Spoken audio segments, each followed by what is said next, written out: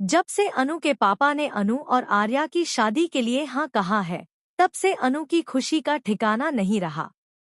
इतने दिनों तक जिस रिश्ते के लिए उसने दिल में उम्मीदें संजोकर रखी थी, अब वह सपना धीरे धीरे सच होता दिखाई दे रहा था।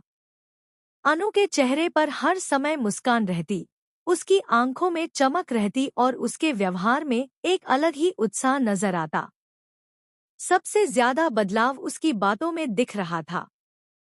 पहले वह आर्या से थोड़ी झिझक के साथ बात करती थी, लेकिन अब वह खुलकर, दिल खोलकर उससे बातें करने लगी थी। ऑफिस में भी दोनों के बीच का माहौल बदल गया था। एक दिन ऑफिस में एक प्यारा सा नजारा देखने को मिला। आर्या अपने केबिन में काम कर रहा था और अनु भी वहीं मौजूद थी। आर्या की हाइट काफी लंबी थी और अनु उससे थोड़ी छोटी थी। अनु को अचानक शरारत सूझी।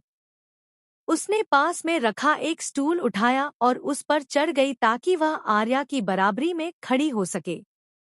आर्या ने हैरानी से उसकी तरफ देखा और मुस्कुराते हुए पूछा, ये क्या कर रही हो तुम?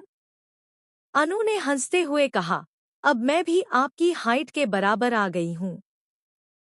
फिर उसने गंभीर होकर, लेकिन चेहरे पर मुस्कान लिए कहा, मैं अनु शर्मा बहुत खुश हूँ और बहुत ज्यादा एक्साइटेड हूँ आपसे शादी करने के लिए।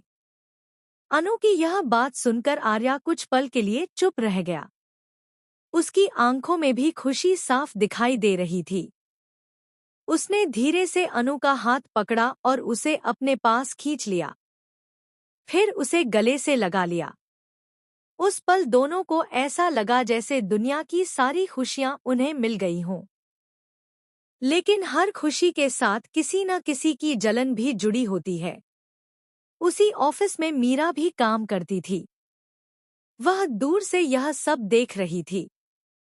उसके चेहरे पर मुस्कान नहीं, बल्कि जलन साफ झलक रही थी। मीरा लंबे समय से आर्या को पसंद करती थी।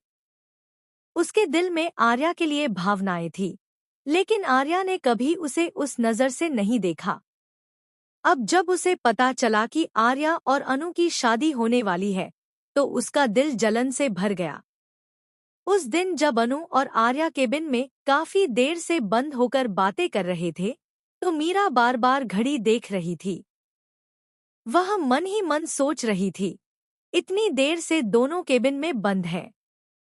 आखिर आर्या सर अनु से क्या बातें कर रहे होंगे? उसके दिमाग में तरह तरह के ख्याल आने लगे। जितना वह सोचती, उतना ही उसकी बेचैनी और जलन बढ़त।